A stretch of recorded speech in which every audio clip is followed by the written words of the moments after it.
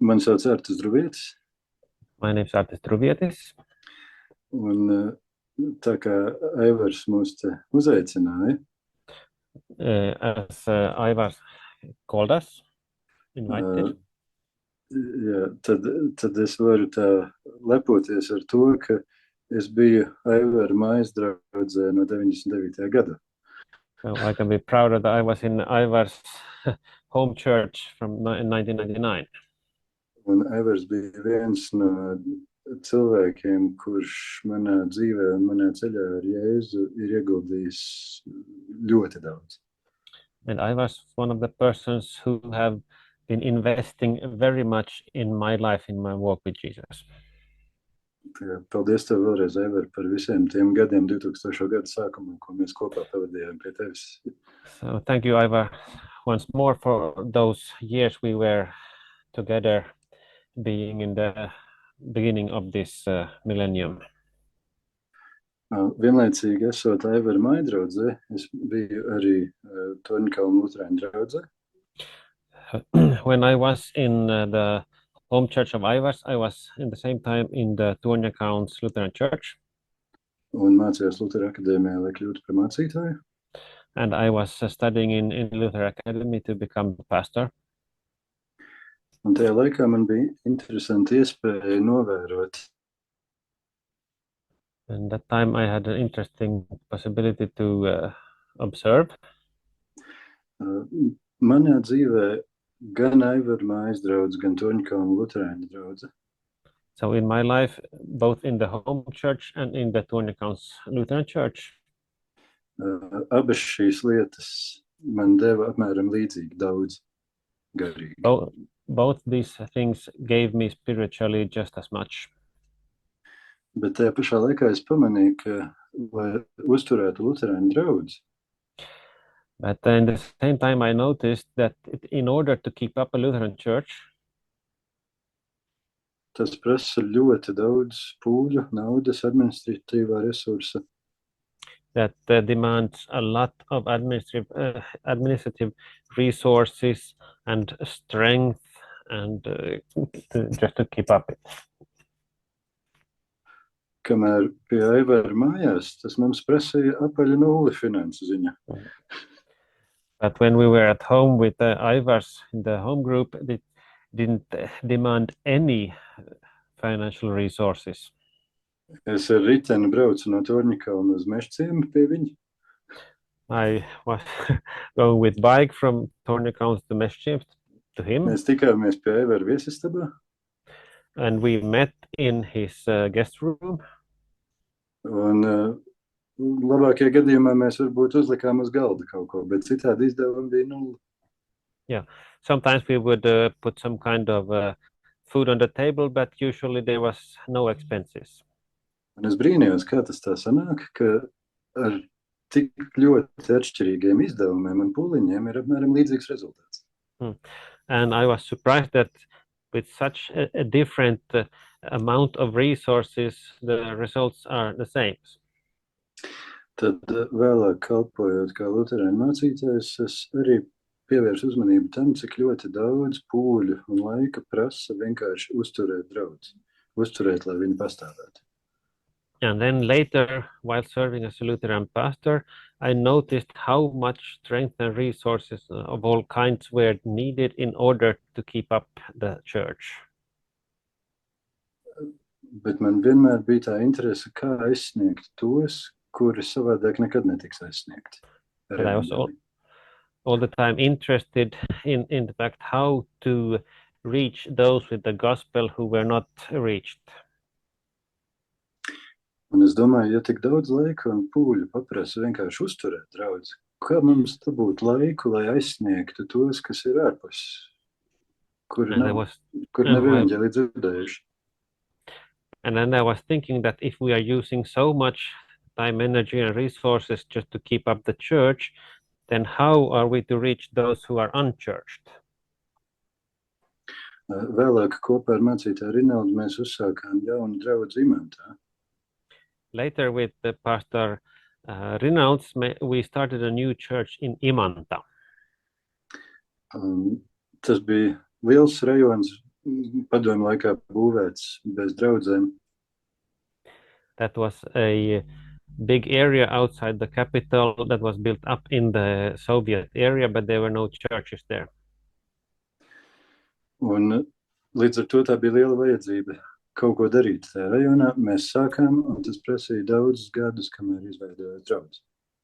So there were many great needs there, and it was also needed much time in order for us to start this new church.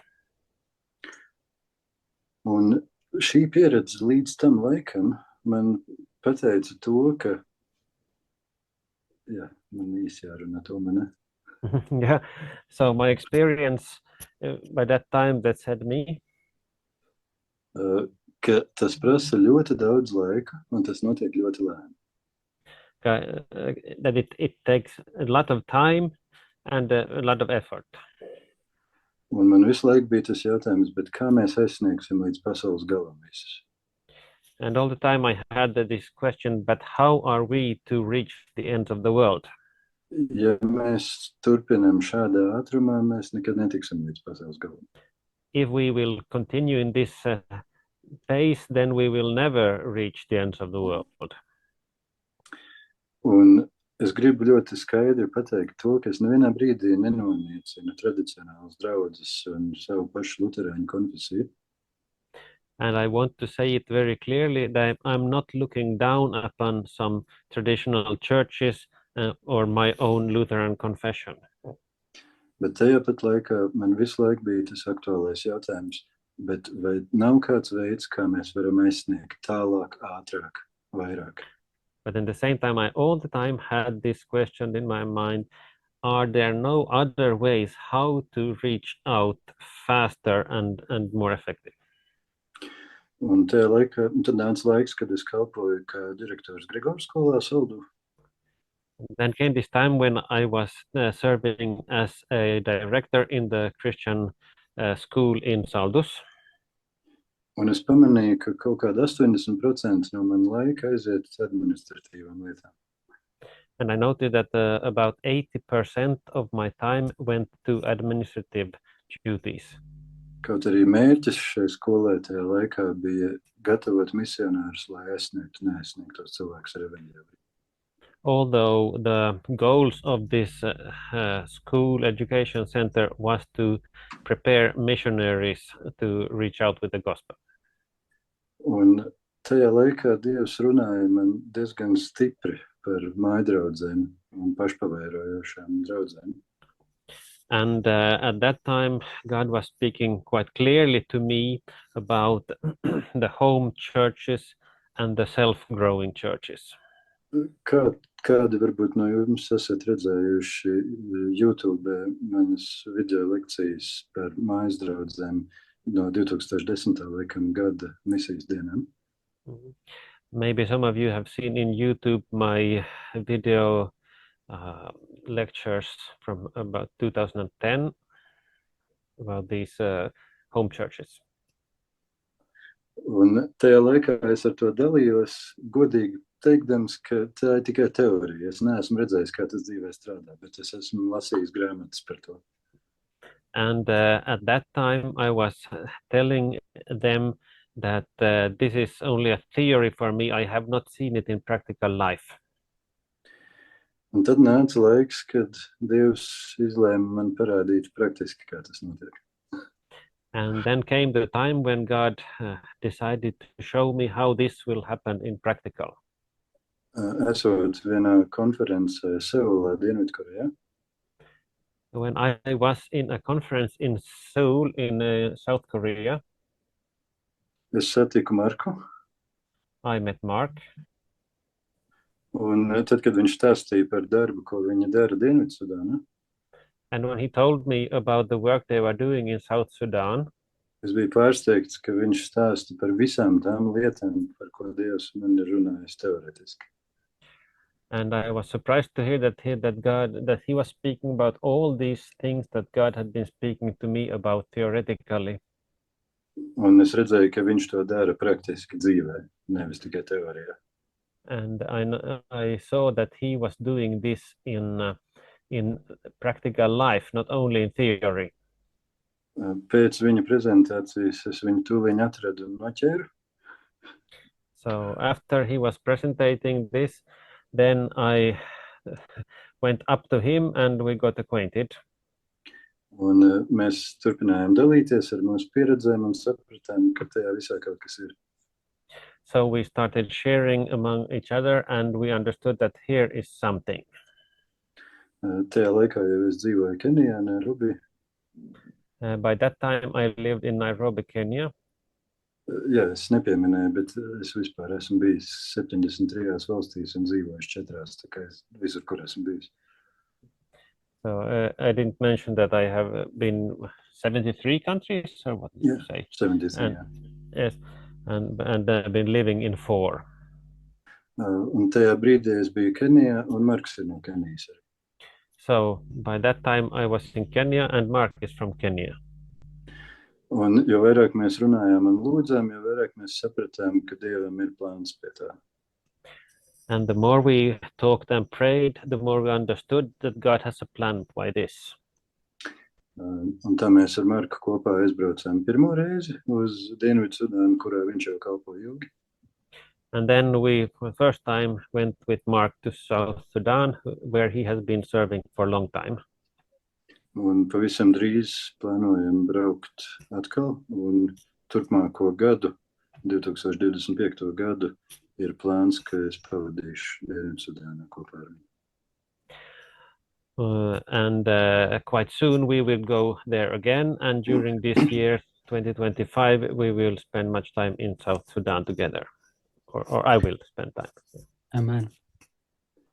Un tas ir tas, kā mēs nonācām pie vietas, kur mēs šobrīd esam. And that's how we ended up in the place we are now. Līdz ar to es gribu dot vārdu Markam vairāk, tāpēc, ka viņam šī pieredze ir ļoti praktiska dzīve. Man viņa ir tikai teorētiski. And that's why I want to give the word now to Mark, because he has got this experience in practical life, not only in theory. Un kā Eiropietis Eiropiešiem, es varu ļoti likt pie sirds. Mūsu vājība ir tas, ka mēs gribam teorētiski zināt, bet mēs nepaklausam un nedarām. So as a European, to Europeans, I can say our weakness is that we want to hear how it is in theory, but we don't apply it in practical life. Un mājdraudzes un pašpavērojušas draudzes un māceklība strādā tikai tad, kad tu dzīvo to. Tas nestrādā, ka tu vienkārši zini. And home churches and self-multiplying churches and these, they are working, they are functioning only when you do it, not when you only know about it.